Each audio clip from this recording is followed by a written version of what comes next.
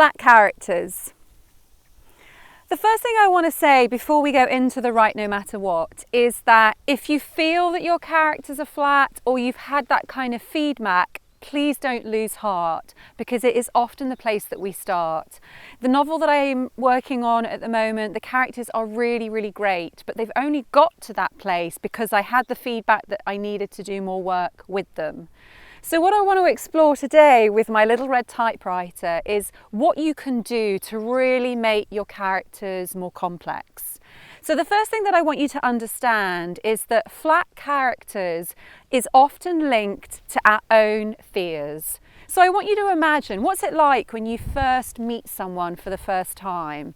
It feels safer to just give them a surface impression of yourself, doesn't it? You don't want to go into all of the things that you feel really vulnerable about. You don't want to let them know about your flaws. But that is what makes a character great. Their flaws, the way that they are damaged. We love them for that.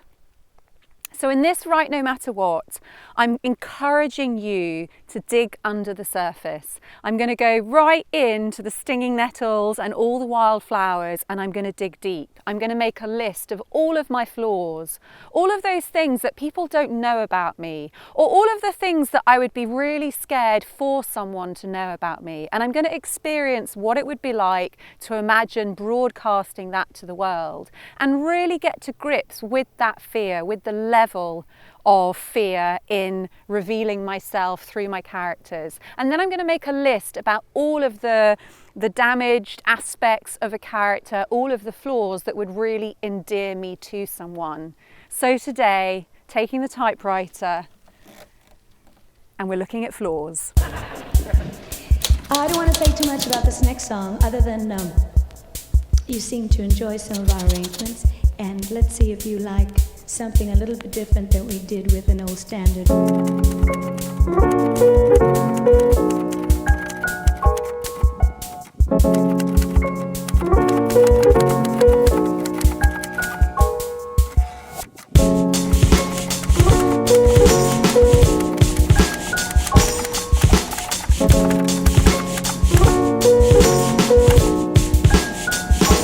I wanna love you,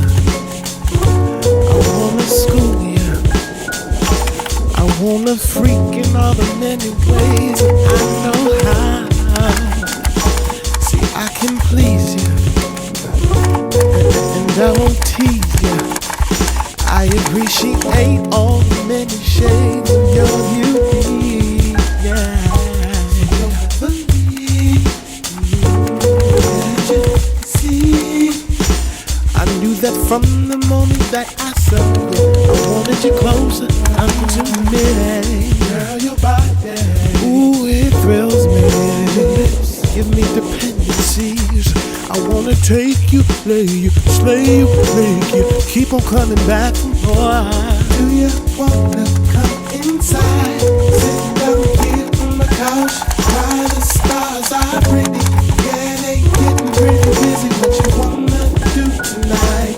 You give me that down home type of good feeling. It's just a bit revealing.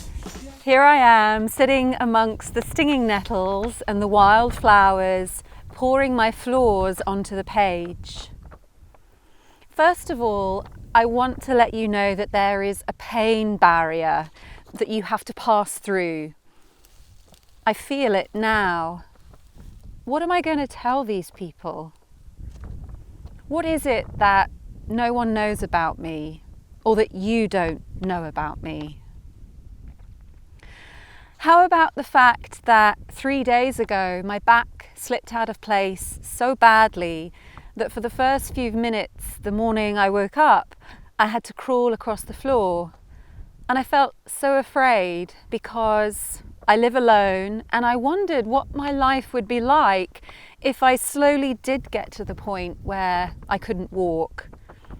And I felt so superficial in that moment, thinking of all the people out there who have already lost the use of their legs and are living so courageously. These are flaws of vanity, of fear, and even ugliness. So what does ugliness have to do with my back? Well, the pain that I feel at the base of my spine is my ugly. It's the little girl who used to perceive herself as looking so monstrously. I remember doing a piece of personal work on my back. With injuries, it's always really, really powerful to dialogue with the pain. So one day I lay down and I breathed and I said to the place in my spine that is every so often slipping out of place, "Who's there?" In that moment, I felt this wave of emotion and I knew it was the little girl who was so sad to be overweight, who was sad that the boys didn't fancy her, who was so tired at the effort of smiling at all her pretty girlfriends who had all the boys that she wanted. I felt the years of shame and buried agony. That is what you can give to your characters. Dig deep. What are they afraid of? What do people not know about them? What one thing would people not really understand? What one thing could they really not bear?